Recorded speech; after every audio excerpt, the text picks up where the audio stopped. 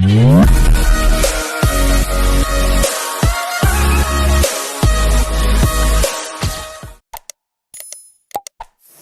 के क्लास में आप सभी स्टूडेंट पढ़ने जा रहे हैं कोलराउस लॉ, एक बेहद इंपॉर्टेंट टॉपिक इलेक्ट्रोकेमिस्ट्री के अंतर्गत ये आता है। आपको बता दें कि इस टॉपिक को पढ़ने के लिए एक वर्ड, एक टर्म बल्कि बेहद इंपॉर्टेंट है जिसका नॉलेज लेना, वो है at infinite dilution. Molar conductivity at infinite dilution अगर आप अच्छे से समझ लेते हैं तो आप नो डाउट अच्छे से इस टॉपिक को समझने का कैपेसिटी रखेंगे। तो सबसे पहले molar conductivity at infinite dilution क्या होता है ये आपको समझाने जा रहे हैं। हमारा पूरा प्रयास रहेगा कि आज सभी स्टूडेंट को जो 0.001 GB दिमाग लेकर जन्म लिया है उसको भी हम अच्छे से समझा पाएंगे, बशर्ते कि उसका ध्यान क्लास में रहे, उसका मोबाइल का मैसेज आना बंद हो जाए। तो ध्यान से समझे।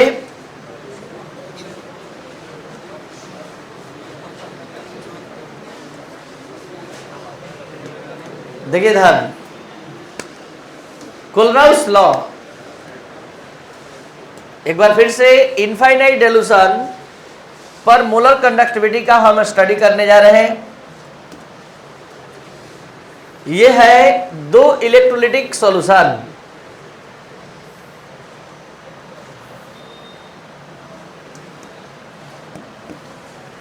यह है फर्स्ट इलेक्ट्रोलिटिक सॉल्यूशन, यह है सेकेंड। इसमें हमने लिया NaCl जो कि स्ट्रॉन्ग इलेक्ट्रोलाइट है। इसमें हमने लिया वीक इलेक्ट्रोलाइट एज CH3COOH। जैसा कि आप सभी स्टूडेंट जानते हैं कि आफ्टर डिसोसिएशन ये Na+Cl- में डिसोसिएट होता है और ये डिसोसिएट होता है CH3COO जिसको एसीटेट आयन ऑर्गेनिक केमिस्ट्री के दुनिया में कहते हैं, और ये हाइड्रोजन आयन। इसमें हम थोड़ा एक्सपेरिमेंटल सेटअप दे रहे हैं कैथोड एनोड का, जिसमें हम करंट का फ्लो करा पाएंगे।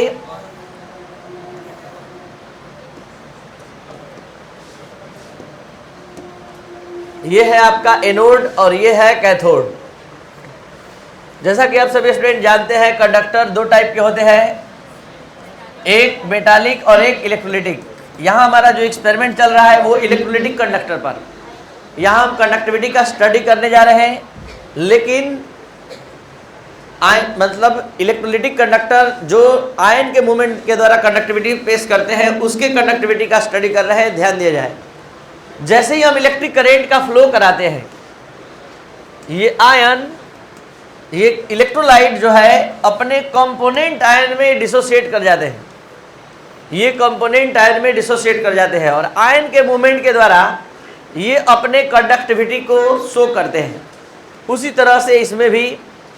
अब दोनों में डिफरेंस किस बात का है जरा ध्यान से समझने का प्रयास कीजिएगा। जैसे ही इसमें हम वाटर ऐड करते हैं तो ये इलेक्ट्रोलाइट एक स्ट्रॉन्ग इलेक्ट्रोलाइट है, ये 100% अपने कंपोनेंट आयन में फर्स्ट टाइम में ही डिसोसिएट हो जाता है और जितने आयन का प्रोडक्शन करना है कर देता है। जितना कंडक्टिविटी का वैल्यू दिखाना होता है ये हाईएस्ट वैल्यू को दिखा देता है। लेकिन इसके साथ ऐसा बात नहीं है। अगर हम स्टार्टिंग में यहाँ वाटर ऐड कर रहे हैं, सपोज दैट 100 ग्राम, तो ये अपना conductivity suppose that 15 ohm Cm power ohm power -1 Cm² mole power -1 ये दिखाता है। अब हम इससे बढ़ाकर 200 ग्राम अगर वाटर ऐड करते हैं तो ये और ज़्यादा आयन में डिसोसिएट होता है। और आपको पता होना चाहिए जितना ज़्यादा ये आयन का प्रोडक्शन करेगा उस आयन का मूवमेंट उतना ज़्यादा बढ़ेगा, और आयन का मूवमेंट जितना ज़्यादा बढ़ेगा कंडक्टिविटी का मान। तो लगातार हम वाटर के एडिशन का काम, वाटर को ऐड करने का काम, केमिस्ट्री की भाषा में डाइल्यूट करने का प्रोसेस लगातार जारी रखें और वाटर का अमाउंट बढ़ाकर भी डालते जा रहे हैं। ये आयन में टूटते जा रहा है, डिसोसिएट होते जा रहा है, कंडक्टिविटी का मान बढ़ता जा रहा है। एक स्टेट, एक स्थिति ऐसी आती है कि हमारे वाटर ऐड करने पर ना ये आयन में डिसोसिएट होता है और ना इसका मोलर कंडक्टिविटी का मान बढ़ता है। तो हम क्या कहते हैं कि ये जो इलेक्ट्रोलाइट है ये अपने इनफाइनाइट डाइल्यूशन को प्राप्त कर लिया, मतलब इतना अमाउंट वाटर का ऐड कर दिया गया है कि अब ऐड करने पर इसके मोलर कंडक्टिविटी के मान में यानी वैल्यू में कोई चेंजिंग नहीं आएगा। तो हमने एक टर्म को समझाने का प्रयास किया, molar conductivity at infinite dilution का क्या मतलब। आज के बाद जैसे ही आप सुनेंगे कहीं भी किसी लॉ में, किसी सेंटेंस में कि molar conductivity at infinite dilution, तो उसका मतलब क्या समझेंगे, यही समझेंगे कि इसमें वाटर का इतना अमाउंट ऐड कर दिया गया है कि अब ऐड करने पर उसके मोलर कंडक्टिविटी के मान में कोई चेंजिंग नहीं आएगा। और तब हम इसके मोलर कंडक्टिविटी का बात करने जा रहे हैं, इसका वैल्यू निकालने जा रहे हैं। तो अब इतना समझने के बाद अब कोलराउस लॉ पढ़ने के लिए आप अच्छे से तैयार हो चुके हैं। क्या है Kohlrausch law, what is Kohlrausch law, देखा जाए। 3 राउंड में हम आपको ये लॉ समझाने जा रहे हैं, 3 बार समझाएंगे, तीसरी बार में आपको ये लॉ हमेशा के लिए अच्छे से माइंड में फिट हो जाएगा। इसके लिए हमने पहला इलेक्ट्रोलाइट लिया है NaCl। जल्दी से बता दीजिए NaCl कैसे टूटता है, Na+Cl-। Na जैसा कि आप जानते हैं एटॉमिक नंबर 11 का एलिमेंट है, 281, वैलेंसी 1, इसलिए +1 इसका। और अब BaCl2 ये कैसे डिसोसिएट होता है, Ba मैग्नीशियम फैमिली, मैग्नीशियम वाले ग्रुप में है और मैग्नीशियम का वैलेंसी सबको याद है +2, तो इसका वैलेंसी क्या हो गया, और 2Cl-, 2Cl-। Al2SO4 का होल थ्राइस। एल्युमिनियम का वैलेंसी लगभग सभी स्टूडेंट को याद है 3+, और सल्फेट का माइनस, यहाँ एल्युमिनियम 2 है, 2 लिखेंगे, और यहाँ सल्फेट 3 है, 3 लिखेंगे। शुरू होता है आपका ये लॉ जिसका नाम है कोलराउस लॉ। 3 राउंड में हमने बोला समझाने के लिए, पहला राउंड शुरू हो रहा है। पीछे ध्यान दीजिए, किसी भी इलेक्ट्रोलाइट का इनफाइनाइट डाइल्यूशन पर मोलर कंडक्टिविटी, किसी भी इलेक्ट्रोलाइट का इनफाइनाइट डाइल्यूशन पर मोलर कंडक्टिविटी अपने कैटायंस और एनायंस के इनफाइनाइट डाइल्यूशन पर मोलर कंडक्टिविटीज के सम के इक्वल होता है।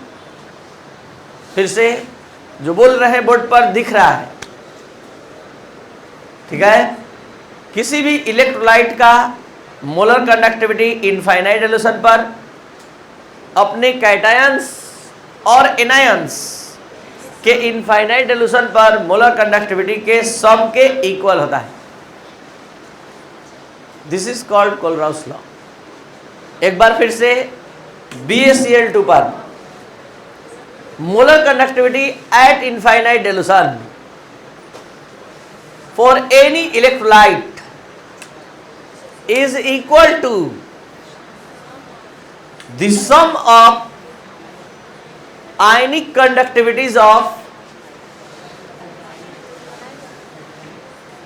their cations and anion at infinite dilution।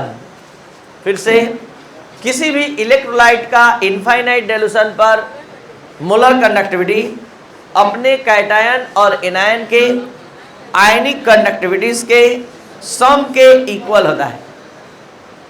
Last round,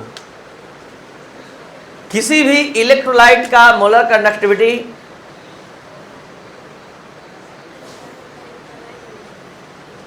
infinite dilution पर अपने कैटायन और एनायंस के आयनिक कंडक्टिविटीज के सम के इक्वल होता है। यही है कोलराउस लॉ। अगर आप इस 3 एग्जाम्पल को अच्छे से देखे हैं, समझे हैं, तो आप इस तीनों को बार बार जब ध्यान से देखेंगे तो एक फार्मूला डेवलप हो जाएगा और वो फार्मूला आप अब लिखवा सकते हैं। जैसे लेमडा प्लस किसी भी इलेक्ट्रोलाइट का मोलर कंडक्टिविटी जो है V plus lambda plus infinitive plus V minus lambda minus infinitive. जरा ध्यान देंगे सभी student, V plus total number of cations, जल्दी बताइए V प्लस का वैल्यू यहाँ V माइनस का वैल्यू यहाँ तो ये V plus total number of cations, V minus total number of anions, lambda plus infinitive molar conductivity of cation at infinite dilution, molar conductivity of anions at infinite dilution. याद रखेंगे cation anion के molar conductivity को lambda से और पूरे electrolyte के conductivity को lambda m से। तो ये है आपका आज का क्लास जिसमें आपने कोलराउस लॉ पढ़ा। अब एक सिस्टम से बढ़िया से जैसे आप क्लास नोट्स में लिखेंगे वैसे थोड़ा देख लिया जाए, और इसमें जो भी टर्म इन्वॉल्व है वो भी आ रहा है और एक प्रॉब्लम भी आज के क्लास में हम लोग बना लेंगे, क्योंकि उस लेवल में आप जा चुके हैं।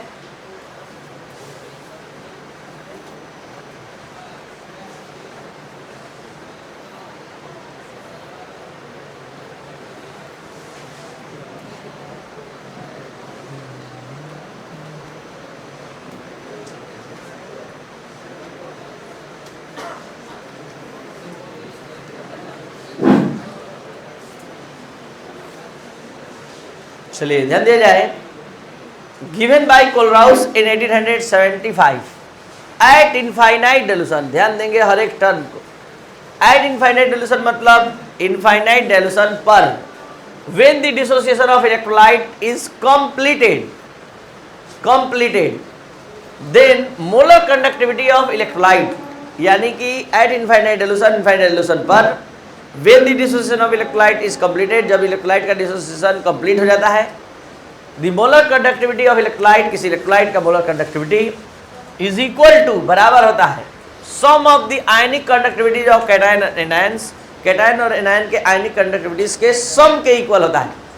Etch multiplied with the number of ions, जो कि मल्टीप्लाई किया जाता है नंबर ऑफ आयन से with which are present in one formula unit of electrolyte, जो कि उसके एक फार्मूला यूनिट में प्रेजेंट कैटायन एनायन की संख्या से मल्टीप्लाई किया जाता है। कौन? कैटायन और anion. It is denoted by lambda m infinitive, और यहाँ फार्मूला आपके सामने आ चुका है, lambda m infinitive equal V plus lambda plus infinitive plus V minus lambda minus infinitive. और अब आप इस पूरे फार्मूला को अच्छे से समझ सकते हैं, इतना कैपेसिटी आपको आ गया। और अब इसमें V प्लस क्या है? Total number of cations, lambda plus infinitive क्या है? Molar conductivity of cations at infinite dilution. V minus क्या है? Total number of anions. Lambda minus infinitive क्या है? Molar conductivities of anions at infinite dilution. तो यहाँ पर एक प्रॉब्लम हम बनाने जा रहे हैं, ध्यान से सभी स्टूडेंट समझेंगे, और आपको ये कैपेसिटी आ चुका है कि आप खुद भी बनवा सकते हैं बोलकर। चलिए जल्दी बोला जाए। The value of molar conductivity at infinite dilution, Al2SO4 का मोलर कंडक्टिविटी दिया हुआ है इनफाइनाइट डिल्यूशन पर, और वो है लैम्बडा m इन्फिनिटिव Al2SO4 का होल थ्राइस का वैल्यू दिया गया। जल्दी बताइए कितना दिया है? 858, ये S है, साइमन है। While the molar conductivity of infinite dilution of sulphate ion is, sulphate ion का मोलर कंडक्टिविटी हमें पता है कितना? 160। आगे कर रहा है, then find the molar conductivity of aluminium 3 plus. Aluminium 3 plus का मोलर कंडक्टिविटी निकालना है। क्या आप रेडी है, तैयार है बनाने के लिए? सबसे पहले क्या करेंगे, उस इलेक्ट्रोलाइट को डिसोसिएट करेंगे, और डिसोसिएट करेंगे तो इस तरह से बोला जाए, 2 lambda L plus plus plus infinitive plus 3 lambda SO4 minus minus infinitive इसका वैल्यू हमें पता है 858 ये निकालना है आपको, इसका वैल्यू कैलकुलेट करना है